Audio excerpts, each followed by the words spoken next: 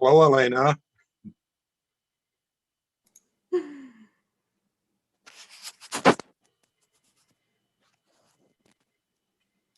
let's see. Right there.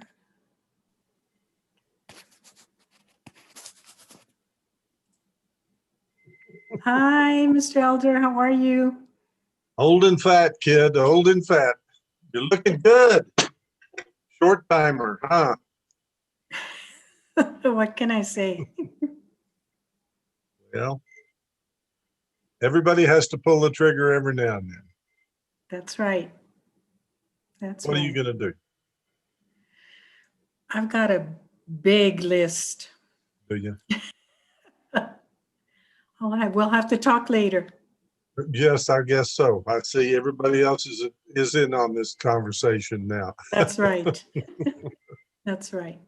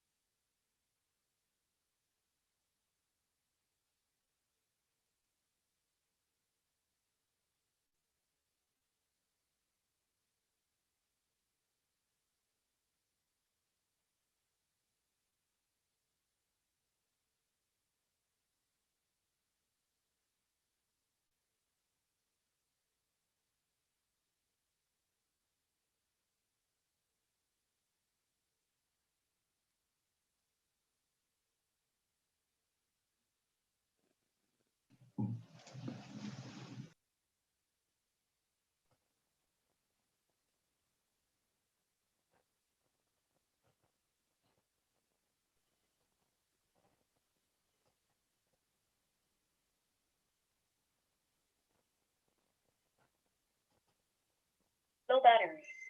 Low battery. Low battery.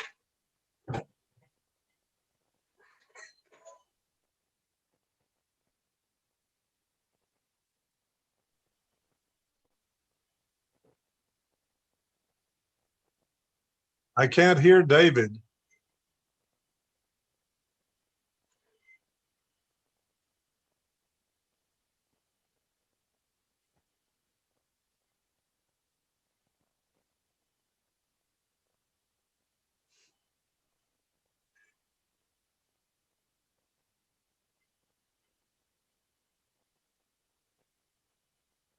David, you're muted.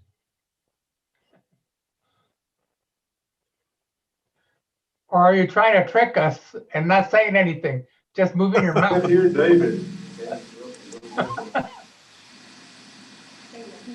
Can you hear that? That's the one I did, USB.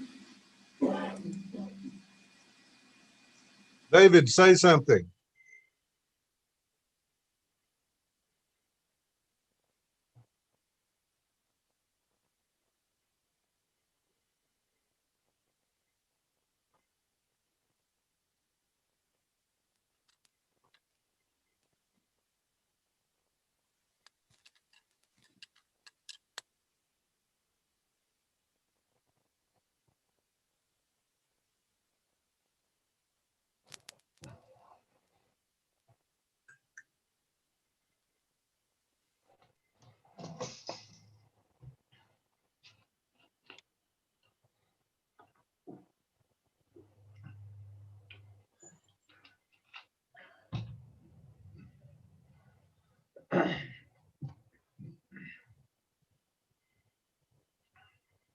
Try smoke signals.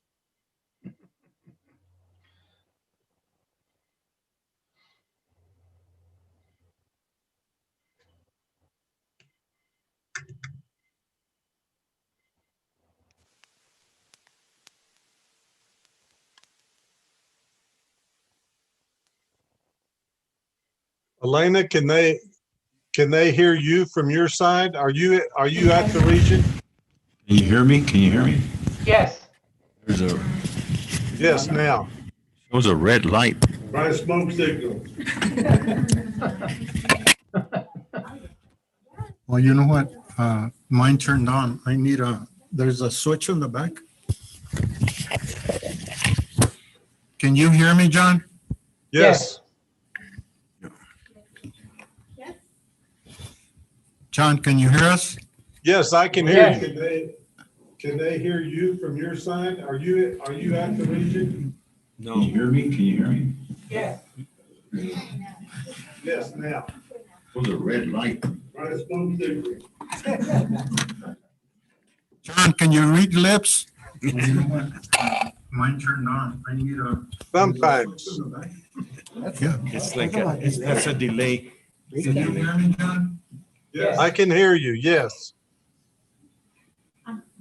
Can you all hear us now? Yes, I can hear you. Yes. All right, here we go. Now we're on. Can you lower it?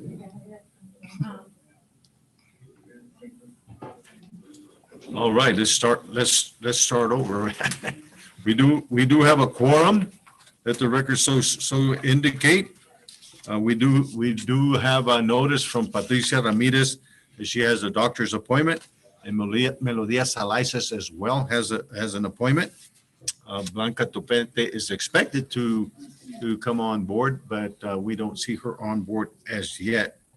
Having said all of that, twice, we'll start off with our invocation that Mr. Fred Sanchez is going to lead us in the invocation, followed by Kathy Becker leading us in the pledges of allegiance. Mr. Sanchez. If you can bow your heads with me, please. Heavenly Father, thank you for this beautiful day you've given us. Thank you for the snow you brought us. Watch over our family and friends that are on the other side of Texas without any heat or water or anything. Help them get the resources here soon. But thank you for our families, for our staff, for all that they do for our children, Lord. Especially the Head Start staff and all the parents and all the kids that we are meeting their needs, hopefully, in everything that we're doing, Lord, providing them food and their snacks and everything, because they mean the world to us, Lord. So with all that said, watch over us as we go over our agenda and make the right decisions for our children and our staff in this area, Lord. Thank you for everything. Amen. Amen. Please stand. I pledge allegiance to the flag of the United States of America and to the republic for which it stands, one nation, under God, indivisible, with liberty and justice for all. Honor the Texas flag. I pledge allegiance to thee, Texas, one state, under God, one and indivisible. Give me 10 more times and I may know it by heart. I doubt that. Thank you all. I appreciate you taking the lead on the invocation. It's always so important for us to bring the Lord into our meetings and also for the pledges of allegiance. I'd like to read a statement into the record. The board received a packet of information last week related to topics on today's agenda. Each board member has had an opportunity to review the information prior to the meeting. It is the policy of the board that if members of the audience wish to address the board, they must sign the form at the entrance.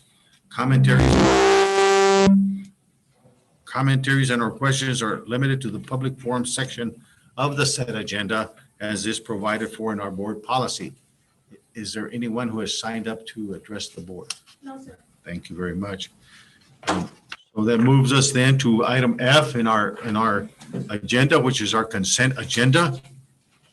And we have consideration and possible approval of minutes of regular Board of Directors meeting of 01/21/2021. Do I hear a motion to approve? So moved. Joe Limon, second. I believe, are they muted? Mr. I didn't read them. That's why. Mr. Limon is trying to make a motion and I made the motion, Mr. Lamone, Mr. second. Elder. No, I can't hear that. Can you hear me? There we go.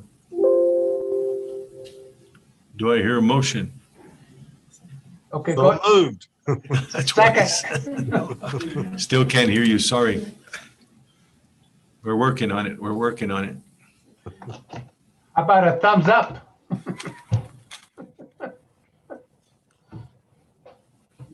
Second. Finger for a motion and a finger for a second.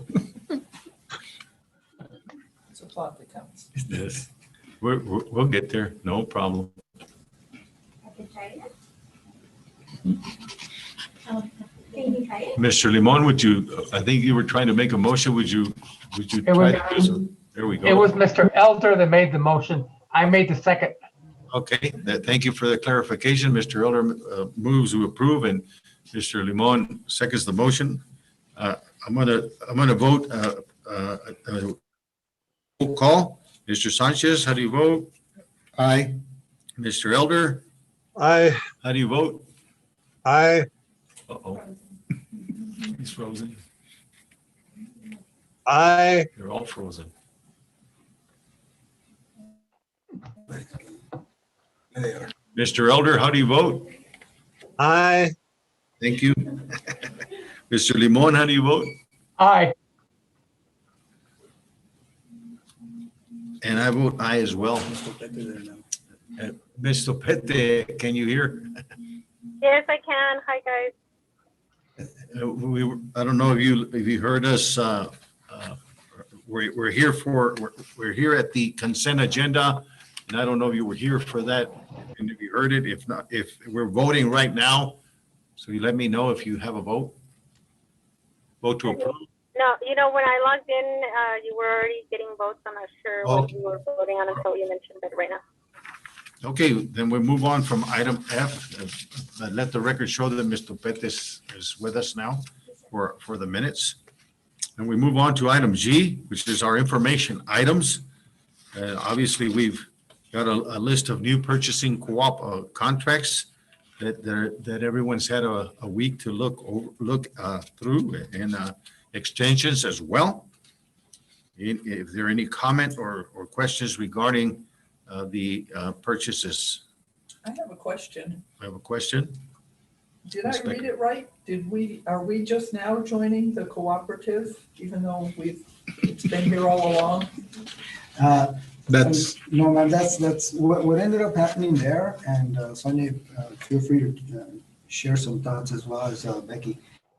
What happened there was, the more we looked into it, and we found out that for auditing purposes, we have to show that you all approve for us to use a Okay. co-op.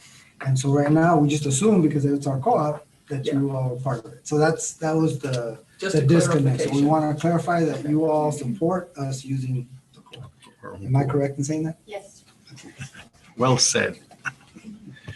So that moves us then to, if there's no other questions, it moves us to item 3, which is our executive director's report, and turn it over to Dr. Aguirre. So the first thing we have is a presentation by our school improvement and accountability team, which is in the direction of Ms. Barbara Amaya. And so I'm going to ask her to step forward and then go ahead and present those, or introduce those who will be doing the presentation. So thank you. Good afternoon. Good Chairman afternoon. Zablosky, board members, Dr. Aguirre. I want to thank you so graciously very much for allowing us to present today. Never did I think that I would say that I am excited to present on accountability. But we are at the ESC, and at the ESC we do exciting things, and we're doing some amazing things with respect to accountability and the implications that accountability has to school improvement. One of the main things that I want to highlight, that as we go through the presentation, that you keep in mind that the Education Service Center will have evaluation done based on the accountability metrics that the state has set forth. So we've taken on those requirements. We have done so. They presented some, I don't call them challenges, but opportunities for us to go out and work with our schools that are needed improvement. But we'd like to go ahead and guide you as to what those requirements are with the state and what our role is as a service center to help our schools with respect to accountability. During this time of COVID, so many uncertain times, we weren't sure how or what our role was going to be with respect to accountability. But amazingly so, we have created some amazing relationships with many districts, with many campuses in the area of school improvement that these amazing ladies are going to share with you. So I'm very happy to present on that. Today here with me, I'm very honored to present Ms. Rachel Adame Anderson and Ms. Joselina Hernandez, who are our research and evaluation consultants in our leadership department that have put together this presentation for you that I hope will just give you some clarity as to where the state is at with respect to accountability for each one of our districts, and then just the role again that we play as a service center. So thank you so very much, and now ladies, thank you. Thank you.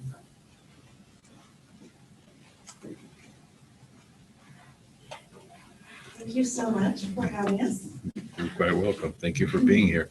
Okay. It's been a moment since I've spoken to a microphone.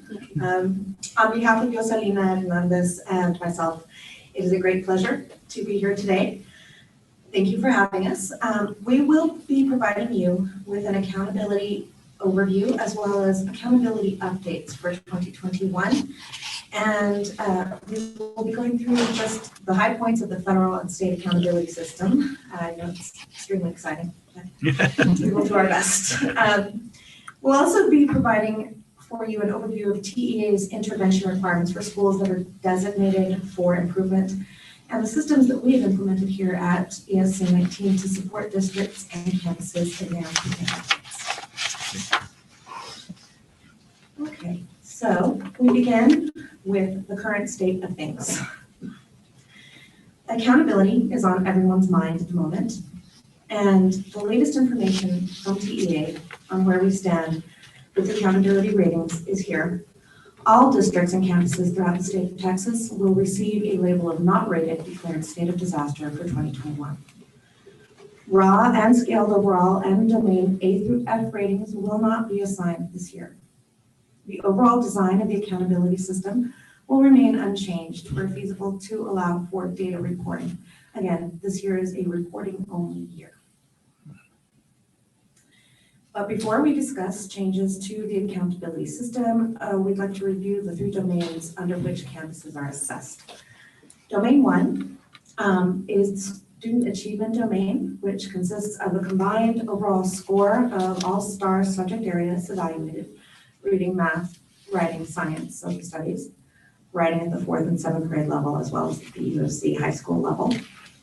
Credit is awarded to campuses for students who meet approaches grade level or above, and those who master, so it's approaches, meets, and masters grade level. In domain 2, we have the school progress domain, which measures 2 areas.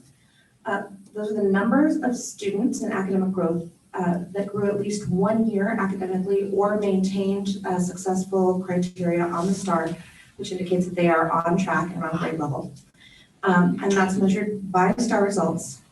And the relative performance area of domain 2 measures the academic achievement of students relative to districts or campuses that are similar in their economically disadvantaged populations in terms of percentages. Also, the academic growth domain provides an opportunity for districts and campuses to receive credit for their STAR results in English language arts, reading in the elementary levels, and math, so long as students meet the criteria on the STAR progress measure or students maintain satisfactory performance. Part B, relative performance for elementary and middle schools. School progress, Part B evaluates overall student performance on STAR compared to campuses with similar ECO-DIS or economically disadvantaged student percentages. In high school, Part B evaluates the average of student achievement on STAR and the college career and military readiness components. And then our favorite is domain 3. If we could go back to the previous slide, I would like to highlight domain 3. We joke in our department that we will have domain 3 printed on t-shirts for you all soon.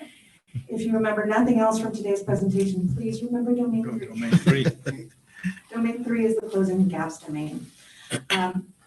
In this domain, student groups are disaggregated based on race and ethnicity, special education status, English learner status, and economically disadvantaged status. Domain 3 evaluates these components: achievement on STAR, English language arts, or reading, and math, academic growth, as reflected in the school progress Part A that we just discussed. For high schools and K-12 schools and districts, federal account graduation status is also measured in domain 3, as well as English language proficiency. And then there's the area of school quality or student success, which is comprised of the STAR component. And for high schools, K through 12 and districts, CCMR performance status. So it is domain 3, the closing the gaps domain, scaled score that is used to identify schools for comprehensive support and improvement. And those campuses that are in the bottom 5% of all Title I campuses across the state of Texas are identified as comprehensive. And those Title I schools that are identified as comprehensive are eligible to receive comprehensive grant funding as well. Non-Title I schools do not receive this funding. So if we remember nothing else, please, let's remember domain 3. Domain 3. On this next slide, we are showing you a one-pager. TPA Accountability Division Performance Reporting did us the courtesy of giving us a quick one-pager for reference that you can find in your packets on page 3. It also, I didn't go through the CCMR or the Career College Military Readiness components because they're listed for you there. The big news for 2021 is that Domain 2, School Progress, Part A, Academic Growth will not be calculated, and the Domain 3 Academic Growth will also not be calculated for 2021. But the blue box on this page highlights all the major accountability updates for 2021. Military enlistment in terms of career and college military readiness also will not be included with pending data reports. And I will turn it over to my lovely colleague, Joselina.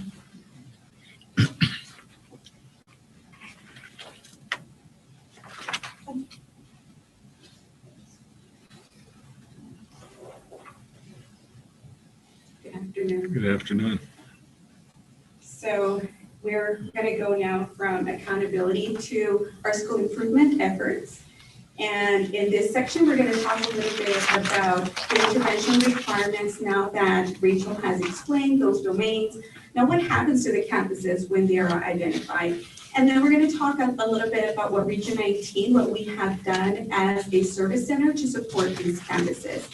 And we're also going to take some time to talk a little bit about the ESC metrics as well as the ESF diagnostic overview. So the first thing that we wanted to highlight here is one of the biggest areas that we support in school improvement is going to be really supporting the campuses that are identified for either federal or state accountability. So under federal accountability, the campuses are identified either additional targeted, or comprehensive support. And then under the state accountability, your campuses are either identified because they have a D and a domain. It's the same domains that Rachel just explained, or they're a first year overall D, or they're either first, second, third, fourth, and beyond year overall F. And the interventions that they have to engage in with the state really vary depending on where they fall in this federal accountability or state accountability. One of the things that we definitely want to highlight, once again, looking at that domain 3, is those campuses that are identified with comprehensive support. Comprehensive support, TEA uses 2 areas to identify campuses for comprehensive support. One is, just like Rachel mentioned, they rank every single campus in the state, and the bottom 5% across the state are identified for comprehensive support. So these campuses are definitely in a lot of need. The second way that TEA uses is by those campuses that fail to meet the 67% federal graduation rate. So if a campus doesn't meet that 67%, then they're also identified for comprehensive support. So these campuses, as you can see, are very much in need in different ways. Again, across the state, being the bottom 5% for not meeting that graduation requirement. So if you can see on this graph, our support here at Region 19 has been targeting the support for those comprehensive campuses. In Region 19, at this point, we've collected some data as to where is our support going, and 65% has been to the comprehensive campuses, 35% for non-comprehensive. So we're still supporting all of our campuses, but we're targeting that support for the comprehensive, so we anticipate that this list is going to improve in the next few years as we keep the systems that we have forward. So what does that look like in Region 19? For federal accountability, comprehensive campuses, we have only 10 campuses, which is about 4% of all of the campuses in Region 19. Targeted, we only have 33 campuses, which is about 13% of all campuses. And then additional targeted, we only have 10 campuses, which is again 4% of all campuses in Region 19. For state accountability, we only have campuses that are in one of these 2 categories. Those that have a D in a domain, we have 43 campuses, but this includes some of the campuses that are also in federal accountability. So we don't have as many. And then, so this accounts for about 18% of all campuses at Region 19. And the second group in state accountability is the group of the first year F. In all of Region 19, we only have 2 campuses that have that F.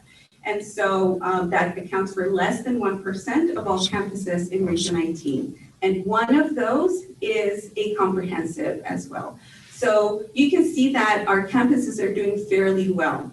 And we wanted to also represent how do we compare across the state, especially with these campuses that are comprehensive. Remember that these are the ones that are receiving the most intensive interventions across the state. So across the state, we are one of 6 ESCs that have 10 or less campuses. So as most of the other service centers have plenty more comprehensive support campuses. You can see, for example, Region 4 in Houston, that's 75 campuses. So we're looking at a lot of those campuses that are in the bottom 5% across the state are in other service centers. So again, we anticipate that with our efforts, when our campuses are rated again, they are going to be increasing. So we're going to be definitely improving. So in your packet, you have a list of campuses on pages 5 through 7 of the campuses that are in our region for comprehensive, targeted, and additional targeted. And we listed this for your reference. We wanted to let you know, and as a reminder, these are campuses that were rated in 2019. As Rachel pointed out earlier, in 2020, we didn't have a rating for our campuses, and for 2021, again, the campuses are not going to receive a rating. So the label of comprehensive, targeted, and additional targeted is going to continue until 2022. So this is a list for your reference, and we've been working with all of these campuses, and we're gonna continue working. And Rachel's gonna mention a little bit more about what we're doing as a service center Region 19. But this is a list for your reference. So that's one big area that we work on in school improvement, those campuses that are identified. Another big section is looking at our metrics. The TEA has developed a method of evaluating all 20 ESCs. And so this work really started last year. So all 20 ESCs are going to be evaluated on either, on formative and summative metrics. They did start this work this year. And the campuses that we're being evaluated in are in our geographic boundaries, of course. So each ESC is going to receive a score and on each formative and summative metric based on the quadrants that you see listed here. And they're also listed in your packet on pages 8 through 11. There is a summary of each of these metrics. If you can direct your attention to pages 10 and 11, and I'll give you just a second to peruse through those.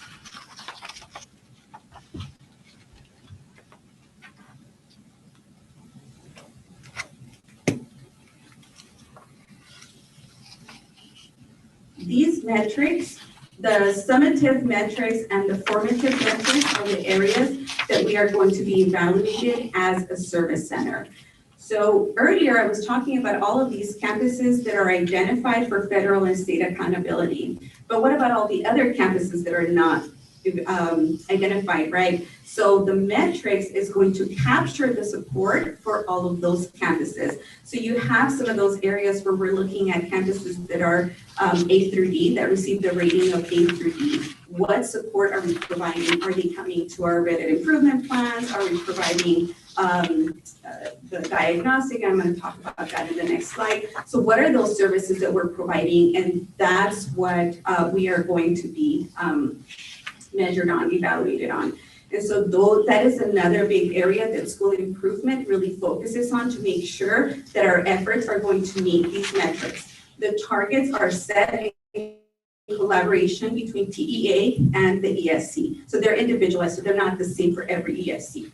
Okay? So these are the metrics, and if you have any questions, definitely let us know. But there's a lot of information on the purpose and how we're going to be evaluated. And the school improvement team is definitely working toward those metrics.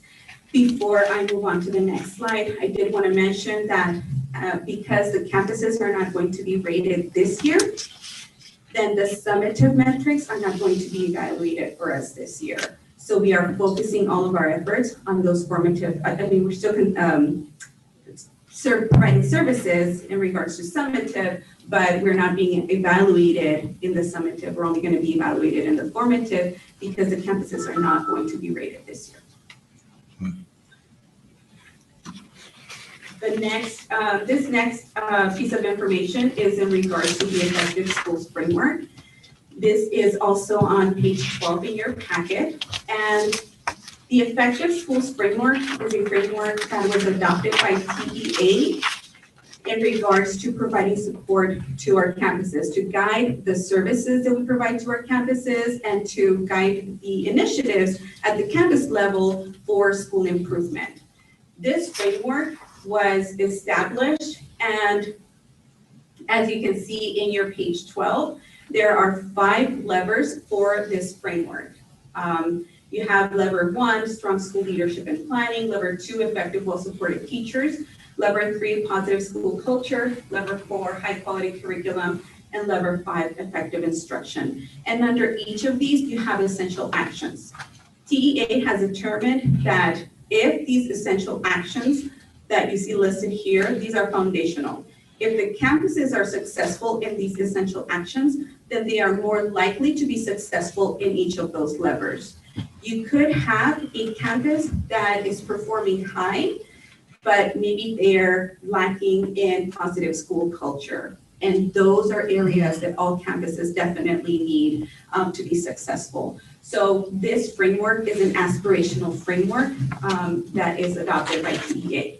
So a lot of our work, again, another section of the work that we do, really is focused on the support that we provide aligned to the Effective Schools Framework that you see here.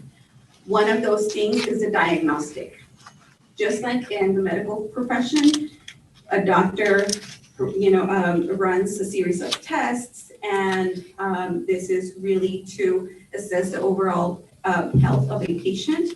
The diagnostic also is a series of tests or processes to assess the overall health of a school. So there are several professional development consultants here at Region 19 that across different departments that attended the very intensive training for the ESF diagnostic. And this diagnostic is an intense process, not only for the facilitator that's conducting the diagnostic, but also for the school. It's about a month-long process. And so this process results in really targeted areas that the campus can do to really improve the school performance. And it's all based on these 5 levers, 6 essential actions. And so this is one of the other areas that we definitely focus in school improvement. Questions? Rachel's gonna guide us into the next. Okay, I was just gonna say though that even though you've mentioned a very difficult topic, but this is awesome information that we're on top of how we're going to be evaluated as a service center. And I'll stop there and let you all continue, but it may not seem like it's exciting to us, but it's really information that's so very, very essential for us to be aware of and to be in support of for the service center. So if you will continue. Yes, thank you. Thank you so much.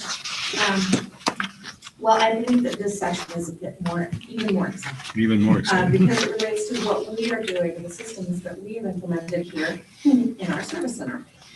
So this year, in spite of unprecedented challenges and disruptions due to COVID and the transition to remote instruction, the school improvement leads, who are myself, Ms. Hernandez and Rita Monsiváis, in collaboration with our very supportive director, Mrs. Amaya, have implemented systems to ensure continued support for all of our districts and campuses and our students. And we believe that these efforts have ensured that districts consider ESC 19 to be their premier partner in education. So Awesome. We'll give you an overview of the systems. Here we have our school improvement team. You see our school improvement leads. We're there at the top. If you don't mind going back, I would like to highlight the fact that across the entire ESC, in every department, we have individuals represented on our school improvement team, including each of their directors. So it is truly a collaborative process. The directors there are case managers, and I'll explain a little bit about what that means in a moment. So because it's reflective of all departments in the service center, we really feel like we can give a 360-degree view and level of support to campuses that's unique to us. And so as SI leads, school improvement, heretofore SI leads, we serve as the points of contact and liaisons between TEA regarding all matters related to school improvement. That includes grant funding, targeted interventions, and any other communications, including accountability and assessment. So we also coordinate training and support for the ESC school improvement team. We have implemented monthly meetings and trainings, and we ensure that the school improvement team is up to date with all information coming from TEA, and we provide training and support to all campuses in our region as well. And so in our group, those case managers, then we collaborate, we meet as a group every month. We all attend the school improvement meetings from TEA, and then we're able to debrief and sort of calibrate our own systems around that information. This is a lot of information on this slide, but all federal and state identified campuses are assigned a case manager. We actually, where possible, try to assign a 2-person team to each campus. Case managers initiate contact with campus leadership and the individual assigned as the district coordinator of school improvement, that's the DCSI, yet another acronym, to offer support that is aligned specifically to that campus's identified areas of need, the needs that they have identified in their targeted improvement plans. And those are the ones, many of which are required by TEA to be submitted. Case managers are then the individuals who will connect the campuses with capacity building services throughout all of the departments in the ESC. School improvement leads, the 3 of us, we collect data. We have a system every month, and we generate our graphs and charts. We love graphs and charts. Of services that we provide that are aligned to the Effective Schools Framework, the ESF, that Ms. Yoselina referred to, or to the ESC metrics. That includes, it's inclusive of, but not exhaustive list here, TEA interventions, the ESF diagnostics, ESF lever and essential actions, and services that will support those, as well as our formative and our summative metrics. And vetted improvement program, we have one at the ESC. TEA has certain programs that have been vetted for quality and that conform to the vision of continued implementation, continuous support. In other words, not a one and done training, but intensive support. And here at ESC 19, we have Texas Instructional Leadership, or TIL. TIL, there are currently 10 consultants here at ESC 19 who have been trained in Texas Instructional Leadership. And it was a year-long intensive training for which we each had to be credentialed. TIL supports schools and campuses for the minimum of a year and implementation afterwards in the areas of school culture, lesson alignment, observation and feedback, data-driven instruction, and the DCSI, the District Coordinator of School Support, who is often the Associate Superintendent of the district, is required to be part of these trainings. So that ensures that up, down, and bottom-up support. All of the school improvement team members here at ESC 19 engage in activities to calibrate support services for campuses in our region. We hope that case managers, sort of tiered system, working with the school improvement leads and our directors, is going to align all of the work that we do to the ESF levers, which is a TEA mandate. Okay. So performance metrics.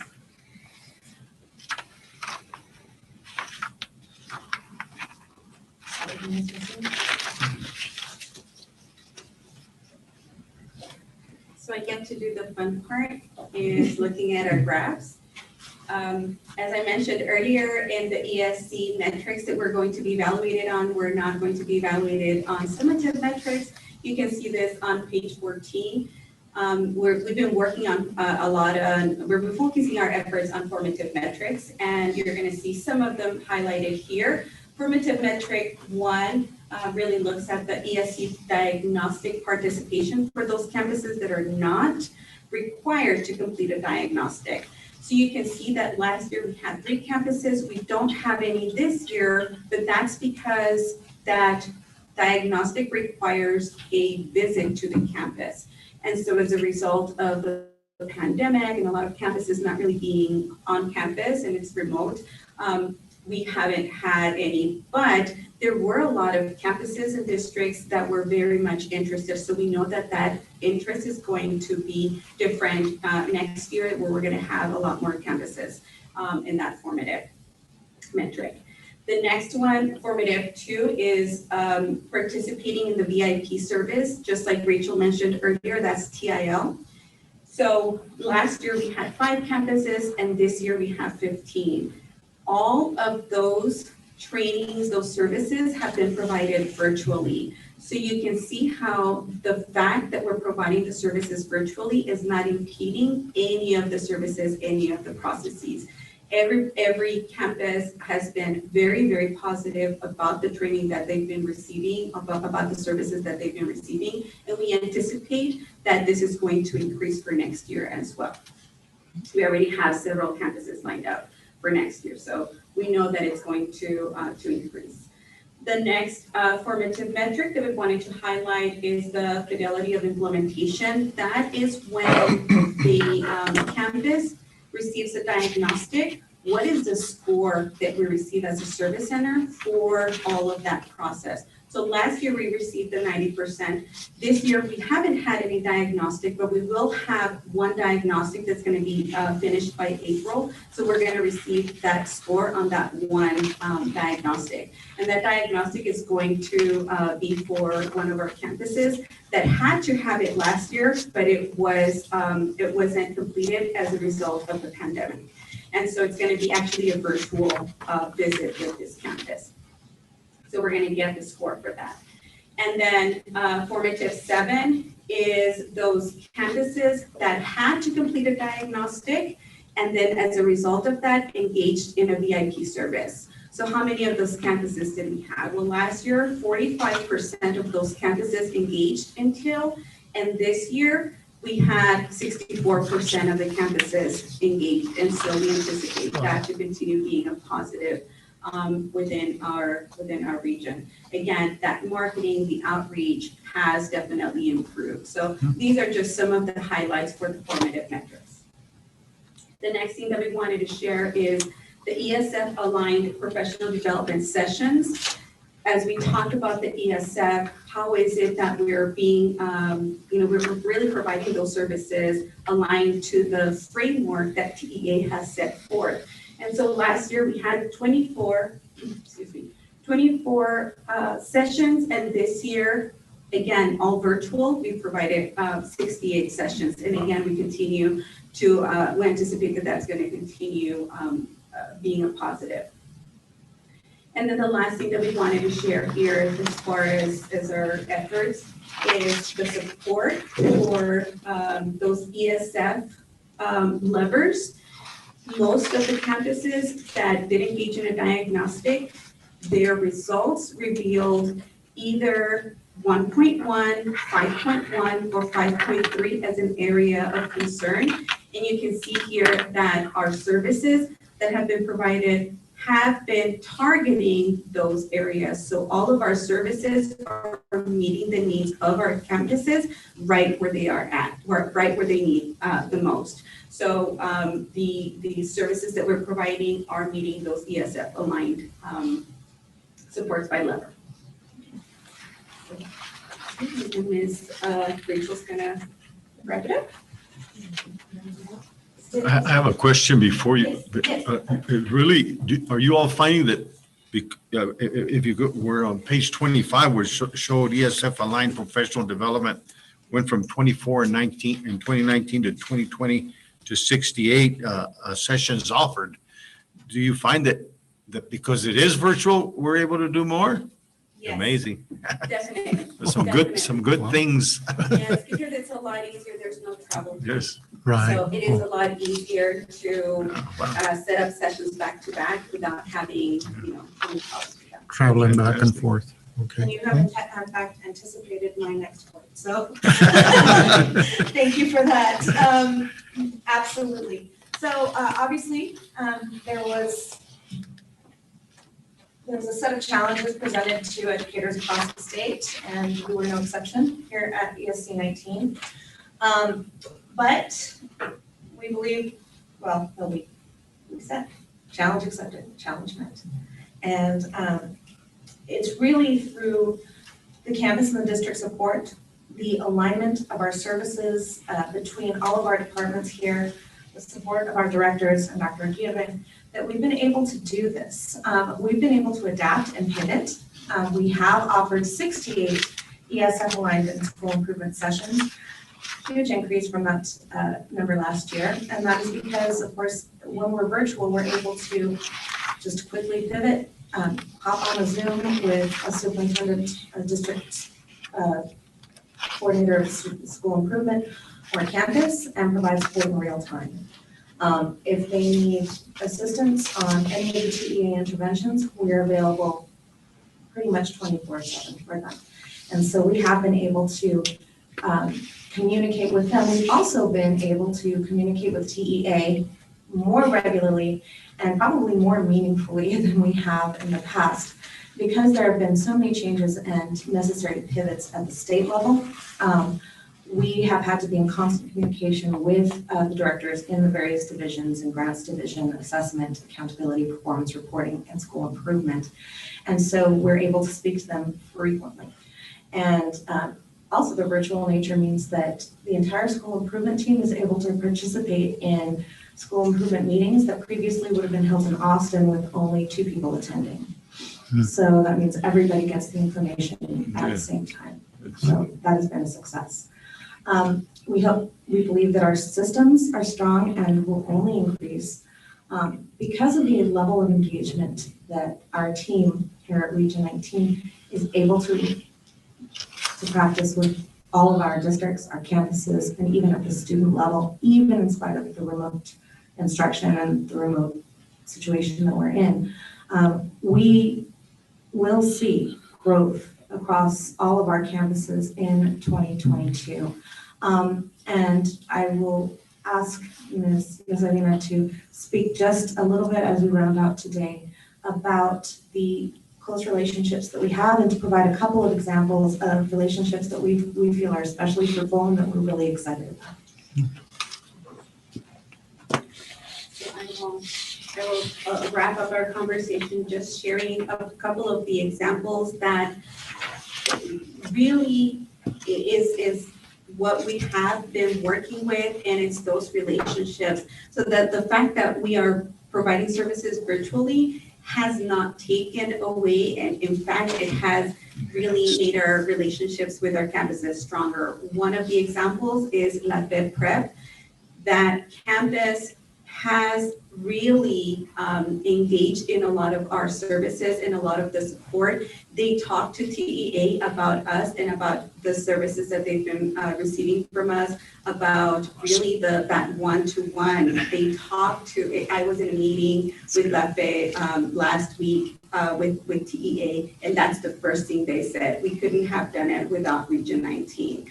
So it's a really great way that the fact that we're virtual, it does not impede from those relationships.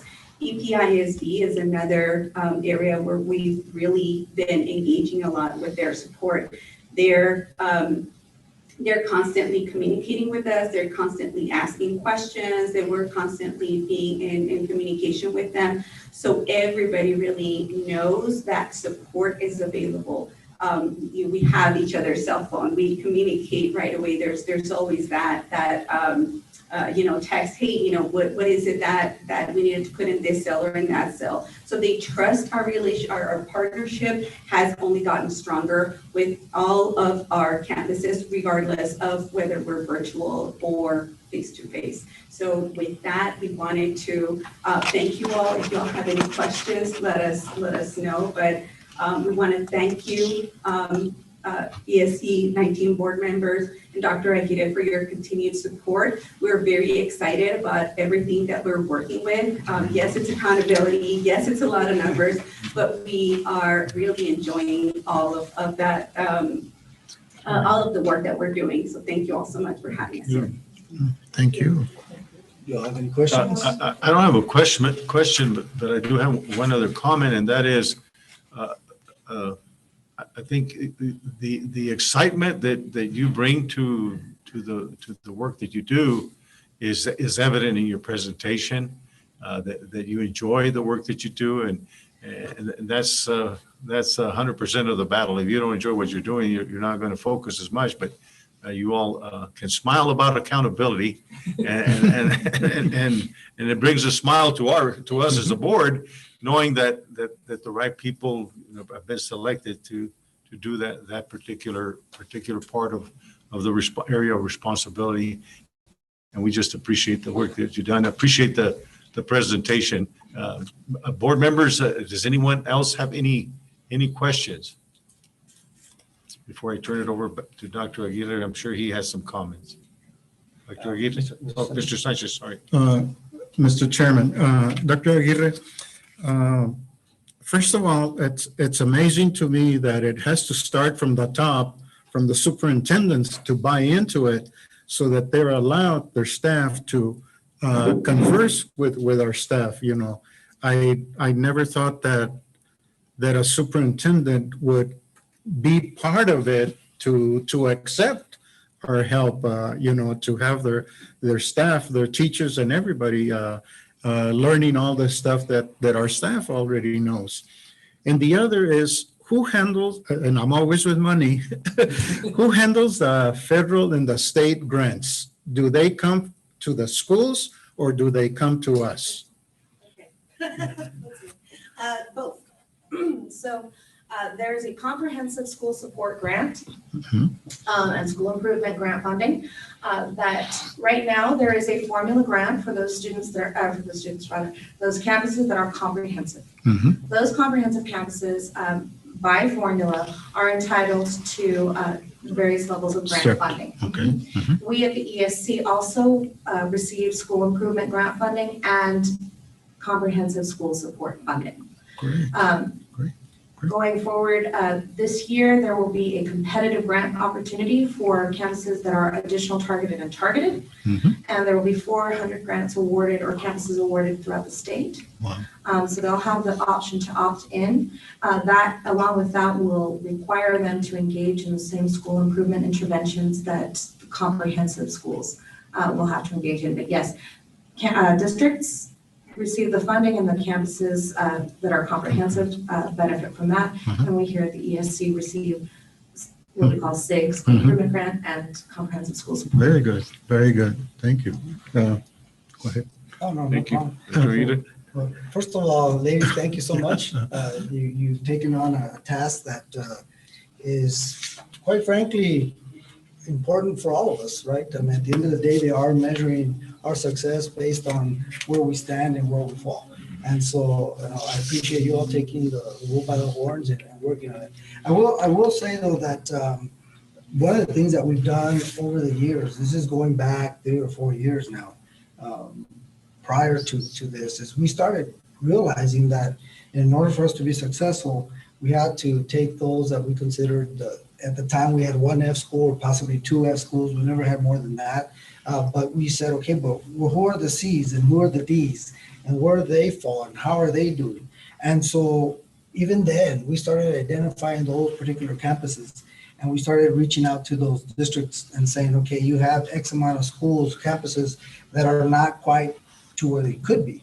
And so let us start working with them. And of course, it was strictly voluntary at the time. But there too, you could start seeing the different districts take on that as an opportunity to avoid them falling into this trap. And so, you know, the majority took us up on it, and we were able to start working with them. So that was like the beginnings of it, but now it's very structured. Now the whole process is aligned. And one of the things that I think is critical, and it kind of goes back to your question or your thought of how did the districts get involved. There too, there are many conversations held with the district leadership to include the superintendents and saying, you know, we could just work with the district, the campus, but that's not going to be effective. Right. And so we actually had some tough conversations with the superintendents and the assistant superintendents, to the point where there are some trainings where the school was there, the principal, their teachers that were supposed to be there, but the assistant sup wasn't. And so then we'd get on the phone and we would say, okay, well, but if you don't come, then we can't let your campus stay. Mm-hmm. Because this is all in. Everyone has to be here. And at first they were bucking the system. I'm so busy, I can't do this, I can't this. And we said, okay, that's fine, but then we'll do it later. So we'll ask them to leave. And it's kind of almost like pressure on them, because albeit they're, you know, in charge, if you will, there's one of them and you have maybe 10, 15 people there. And so they're like, so they quickly said, okay, just give me 5, 10, 15 minutes and I'll be there. Okay, then we'll hold off and we'll wait. And so those were the tough moments that started a few years back. And I think now they realize moving forward that is part of the expectation. So that's how it happened. And so they now realize that we're going to do this. It starts with them. Understanding, because what would happen in the past is we would have conversations with the district, the campus, the teachers. They'd get it and they'd say, okay, we're in. Then all of a sudden their leader or their assistant super would say, well, no, but we're not going to do that. We're going to do this. And they'd be like, So now we're caught between a rock and a hard spot. You don't want to spend the money on this, but this is what we need because that's a state mandate. So by doing this, we were able then to get everyone on the same page. So going back to what they've been doing is holding that line. And it's not an easy line to hold. It's easy for a principal, it's easy for an assistant superintendent to sometimes take a different attitude or a different approach and say, well, we're doing this and we're trying this. And that's fine and dandy. But at the end of the day, are you meeting the mark? And if you're not meeting the mark, then we could just pat you on the back and say, thank you for what you did. But when it comes down to it, that's only going to work if you have everything in place. And so it's tough love for sure. And we have those conversations, and once in a while I have to have those conversations with the right people just to remind them of where we're at and what we're doing and why we do it. The other thing that I'm excited about, and it goes back to what these ladies have done and what our whole organization has done. When you go back to that list of professionals that are involved in this process, it's pretty much, I would venture to say, it's three-fourths, if not more, of our professional developers involved in this. And the reason that's critical, and I said it to all of them before, and I'll continue telling them, it really defeats the purpose for everyone not to understand the process, because at the end of the day, this is what we're supposed to be doing. And if they're going to be held accountable, but we're not understanding it ourselves, then how are we supposed to help them? And so, then the conversations I have then with the directors is make sure that all your professional developers are in that same page, that understand the expectation, understand what we're supposed to be doing, hence making any trainings that are offered then align to what the expectations are with the state. And so I remember even those meetings that we had a couple of years back talking about, okay, let's look at all your different trainings that you're offering. And that was a little tough love too. They'd be like, okay, I have this, okay, but how does that align with this? And what does that look like? But how does that tie to this? And at first it was frustrating to them because they're like, yeah, that's pie in the sky stuff. It has nothing to do with student success. How do we align it? So it was just a matter of that understanding, and that was a learning curve for everybody. But once that happened, then all of a sudden now you see it becomes second nature. to everybody. Now they're like understand that this is what the expectation is. But at the end of the day, you still have to have people such as these ladies and a few others that hold the line and say this is what needs to take place. To include the directors, everyone is understanding the value and importance of that. But we keep going back to it because that's what needs to happen in order for us to continue being successful. So, but I do appreciate your work, ladies. Thank you so much. Mr. Sanchez? Dr. Aguirre, I remember when Options High School came in and gave us their presentation. Now I know where they got all the help and how they're being successful. So, that's one of the parts that came to mind right away when you mentioned the comprehensive that you're doing and everything with these schools.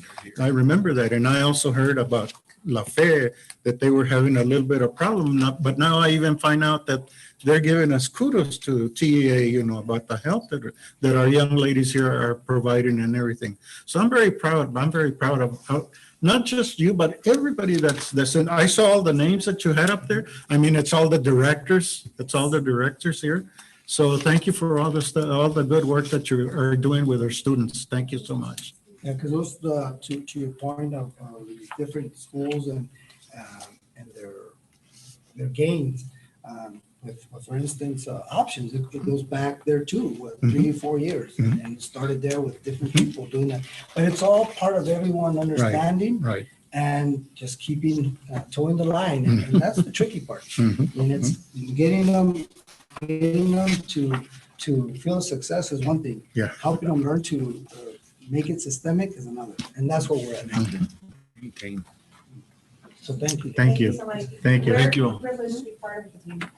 Thank you. And it's a wonderful spot. Thank you so much. We're appreciative that you are part of the team. That's for Yes. sure. Thank you. Thank you very much. Thank you. Thank you. Okay, but then we move on to the ESC construction. I'm gonna ask Mr. John Arcon to share some insight as to where we're at with our Region 19 conference center. Start there, or the nature scene. Or you gonna start with the nature zoom? It's You first. gonna start with the nature zoom? Yes, sir. I'll start with the nature scene. And backtracking, nature zoom. Chairman Zablosky, Dr. Aguirre, members of the board, thank you for the opportunity to update you on our 2 current construction projects. So starting with the Nature Museum, I'll give you a quick update on 3 areas. ACO, our construction company, is currently doing parking lot earthwork.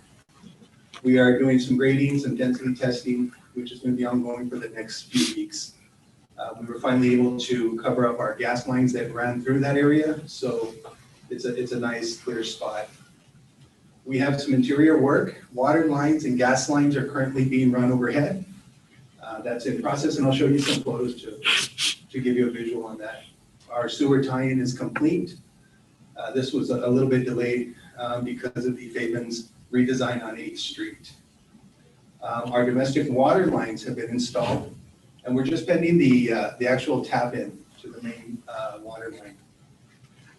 Our fire line installation, again, which was redesigned off of 8th Street, is just pending fire marshal approval. Once that happens, we'll be able to start running that 6-inch fire line. The roof deck joist installation is in progress. May I ask a question? Yes, sir. It's based on our weather. Yes, sir. I noticed the water installations you said overhead. I guess I don't want to assume anything. They're being insulated for protection from freezing. Heard some stories about farther east that all kinds of things are happening with this weather now, and so we just want to stay ahead of it. Yes, sir. Yes, sir. All those copper lines will be insulated thoroughly. And I'll show you where those are happening as well. As I was mentioning, the roof deck installation is in progress. The interior portion is complete as far as the roof deck is concerned, and the exterior portion of the building is in progress right now. We continue to work with One Gas for the new service design. Actually, just today before this meeting, we got approval on that project. So We're just waiting for some regulators to come in, and that will be complete. El Paso Electric has also approved the new design. We just are going to make payments on that, and then that will be scheduled for a new installation. Exhibit Concepts, we continue to meet with them weekly, every Friday, and iron out the instructional portion, and at the same time, take care of any small construction changes that might be needed as they see the progress of the building going as well. Our timeline remains the same for the construction. For the Exhibit Concepts, I hope to bring you a tentative timeline from next month as we work out the budget approval on the various funding opportunities. Next slide. So these are some progress photos. This is last month what I showed you. And this is, the next slide shows you kind of where we're at in this same area. So you can see that interior portion of the building has been decked, all the joists have been placed. And what those contractors are doing is that's where they're installing the gas lines running overhead along with the water lines. Next slide. This is the first photo to my left is a north to south view. And the other photo is south to north view. And the next slide shows you where we're at today. So again, you can see a little bit more from the inside, how things are moving along. Next slide. The picture on my left is where we're doing the grading for the parking lot, the bus drop-off area. That's where our gas line had run through, and now that's been covered up, approved, of course, by inspection, and then that's where our compaction will start now for the parking lot. And the other photo is the exterior portion of the Nature Museum. That's the decking that's going on. That's about 4 days old, that picture. So I'm sure we're closer to about 50% of that covered right now, and we should be complete with that next week. And that's the update on the Nature Museum. Any questions? You say that the next month you're bringing more of the academic pieces into the Yes, sir. to the Yes, report. Sir. As we start to look at the different funding opportunities, and I'll let Ms. Rodriguez update you a little bit. Good afternoon, Mr. Sabla, Board Chair, Mr. Sablaski, Dr. Ada, and board members. So I'm very happy to share with you that as we have revisited our 2021 budget, we have identified some funding that we are going to be utilizing. And then, of course, the rest of the funding also, we're going to apply it to the budget revision funding. So, I'm very happy to report that that's where we're at this time. Okay, thank you. That's great news. Thank you. All right. Any questions on any more on the Nature Museum? Any other questions from the board? Okay, so moving on to the conference center parking garage. Next slide. Next slide. Region 19 conference. Region 19 conference center. Yes, sir. I'll make sure to update that. So Cambro is currently stressing the post-tension cables on sequence 13. Remember that 16 is our magic number, and then those are the final floors. Concrete sequence 14 is scheduled for tomorrow. However, with the weather, we had a little bit of a delay tying the rebar. So it may or may not happen tomorrow, but just a couple of days delay. The north side concrete paving pour has been complete. Removing of the shoring on the first and second floor. First floor is complete, second floor is still in progress. Barrier cables, you might have noticed those as you drive up. Second floor barrier cables have been installed and they're pulling most of them. DIRs continuing to grade all around the building for paving. It's concrete paving. And I'll show you some photos of progress. Garrick is also working on the first floor overhead rough-in for the kitchen and the parking area. 5 Star has started the sprinkler installation on the first floor as well. They started this week. Next, okay. Inspections that have happened We continue to have ongoing inspections with the city, pave techs, and our city structural inspections. None of them have failed, and we haven't had any deficiencies to this point. As well as the architect. He does his bi-weekly field report, and we have not detected any deficiencies. Utilities, all utilities except for the electric are complete. We're just waiting for approval on the easement, which will go to city council. Once that's approved, the design has already been completed as well, so they'll schedule that for installation. The marketing team, and when I say that, it's the whole group. Still working on furniture spacing, AV system, and kitchen cafeteria equipment for the buildings. And the marketing, there have been no final selections or anything? Not to this still in the point, works? Okay. I just would like to maybe get some, when you all do, maybe get some slides of what you all might have selected. Absolutely. I would like to mention that we did go to I was able to, and Sandra as well, to visit a demo on some of the equipment, and it was super impressive. It was just so, well, I can only say impressive. It was really neat. It was really neat. It was installed in a local Christian church, and it was, they had everything blasting, visuals going. It was really nice. Great equipment. Awesome. So what you're looking at, these are also some progress photos. Last month, we looked at the west side of the building, and if you go to the next slide, you can see that that's already been paved. All the rough ends, the Just like that. Just like that. Next slide. Next slide. This is the south of the building, right here in the front. And as of today, you can see that, the next slide, that has also been completed. Oh, wow. It's just like that. Just about most of the building has been completed around, so that's moved really well. Next slide. The shoring that I mentioned that was removed, this is the kitchen cafeteria area. You can see the overhead electrical that's already being installed. It's kind of hard to see, but you can see the conduits up there. Next slide. This is the main entrance. The picture to my left is the entrance to the reserved parking area, and the picture to my right is the main entrance. So that area is being roughed in right now. What we're going to have there is all the power we need, any high voltage and low voltage for future payment machines or anything of that sort that we decide to put. Next slide.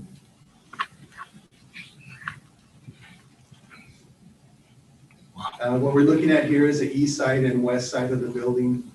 That area that we're looking at, where you can see the forms up on the top, that's floor number 14. That's the one that's scheduled for tomorrow. Again, whether it happens tomorrow or not, it's still we're still pending. But after that, we've got two more floors, which will be on the east and then coming back on the south side, and that will complete the 5 stories of the parking garage. So that sounds like a silly question, Jim. But so the first, I mean, obviously that's the first floor. The second, so the 5th floor is the one that poured, which is the one that right now does not have a cover to it, right? Yes, it's the top. Okay.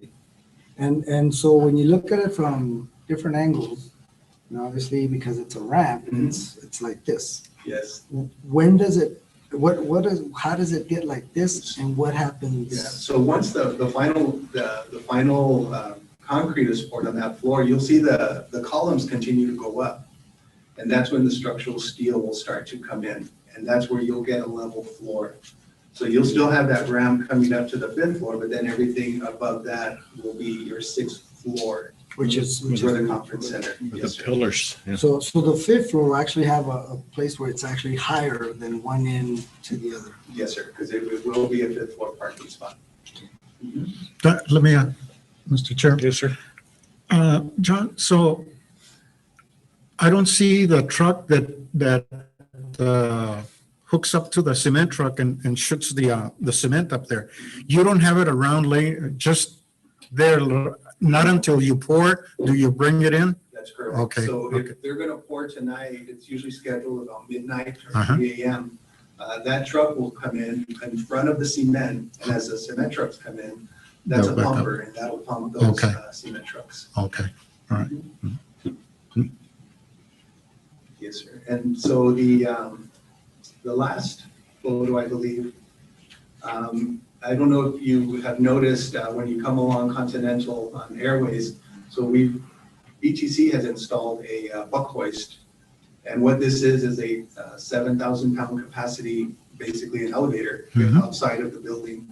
And this will allow them to get materials to the 6th floor. It'll really any floor, but mainly for the 6th floor.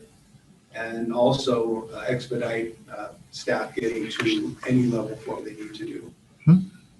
Is that the red one or the blue one? It's the blue one. It's all attached. Yeah, the red one is what they're using right now as they remove shoring.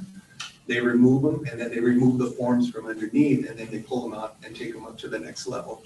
There's one on each side of the building. And I think that's my last photo.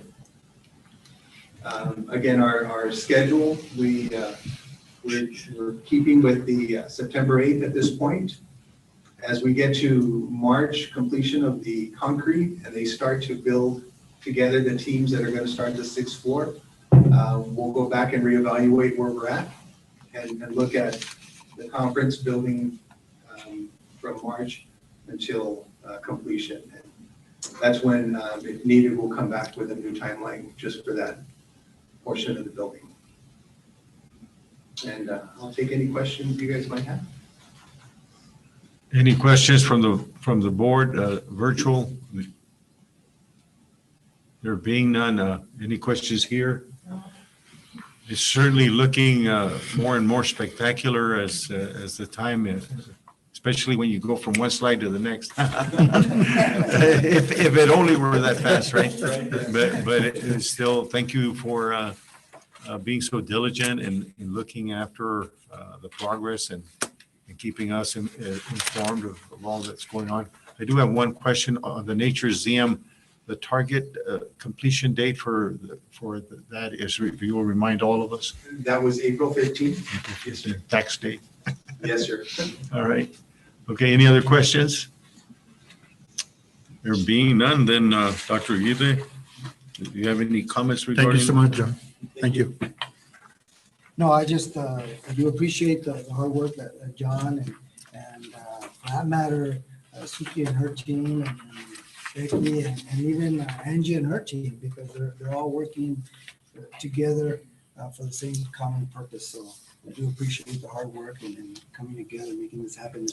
I think there's a lot to be proud of, and I look forward to its next step. Well, one of the things that kind of our previous presentation on accountability, and then now in the construction of this facility, and how everyone is really collaborates in all areas.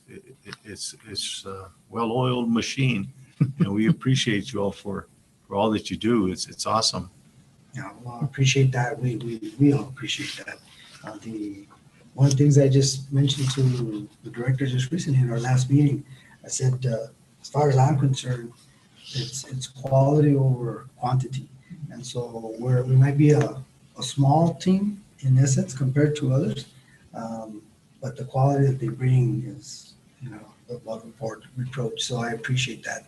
And I think that's kind of why we're able to continue moving forward. It's everyone pulling together and understanding. And that's the key. I mean, the key is the collaboration. If we continue doing that, then there's no reason for us to not have success. Indeed. So that brings us to the announcements. Yeah, so there's a couple of announcements.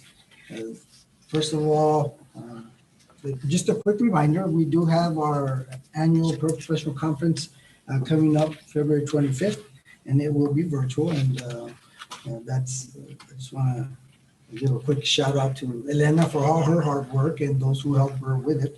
Yes. But I look forward to it. I think it's gonna be a great conference, much like all the other subjects. So, good job there. And of course, then we have the National School Board Association Conference, and that'll also be virtual, and that'll happen April 8th through 10th. And I'm sure those of you who are interested, if you haven't already, please let us know so that we can set you up. Mr. Chairman? Yes, sir. Dr. Aguirre, can you find out from Ms. Teresa, did she already register all of us? Only those who have contacted her Right. to do so. Oh, okay. Porque I haven't been able to get into the National School Board's site. They're telling me that I'm not, they can't take my word and the password and everything that Teresa had sent us. Okay, we'll follow up with that and Okay. see if we can fix that. Okay. I don't know if you guys were aware, but because we did have interviews for the new, what's the official name for that position with our conference? Events coordinator, I believe it was. Yeah. So anyways, so Teresa applied and she was the one selected. Oh. So she'll be doing that, but prior for her leaving, we'll make sure the good news is she's not going very far. So We can still collaborate. we can catch her and get that information. So we'll find out where we're at with that. Okay, please. But soon enough, then the contact will be someone else, and we'll get back to you guys ASAP as soon as As you know. nail that down. And that can, So those were the two announcements. so we urge any board members, if you're interested in attending either of these conferences, but certainly the NSBA conference, the sooner we register, and I don't know, we may already be beyond the date where The deadline is, where the the 19th. price then goes up. 18 So or if 19. you're interested, please communicate your interest to Teresa Enriquez-Tel. Do we still have Teresa doing that at this point? Yes, sir. She's still with us part-time. Or she's doing dual role right now? She's doing dual role, helping us train someone new. But she's always around to help us. So I'm already on it. Okay. We'll get you there. Thank you. So Tell you. there being no questions from the board, then we move to item 5, which is our Head Start Policy Council meetings, which is on page 45. Once again, good afternoon, Board Chairman, Mr. Sobolowski, Dr. Uribe, members of the board, always wonderful to see you. And so our next Policy Council meeting will be held next week on Tuesday, February the 23rd. I would like to share with you that we have changed our March Policy Council meeting from the 23rd to the 30th of March, only because we're wanting to give ourselves a little bit more time for the approval of the continuation application for year 3. And then the meeting after that will be held on Tuesday, April 27th. Of course, as you know, we start at 4 p.m. and it's always a delight to have you join us. I know that Ms. Topete and Mr. Sanchez have been attending, so we thank you in advance for that, for your attendance to the meetings. And once in a while, also Mr. Limon attends, so thank you so much for your participation.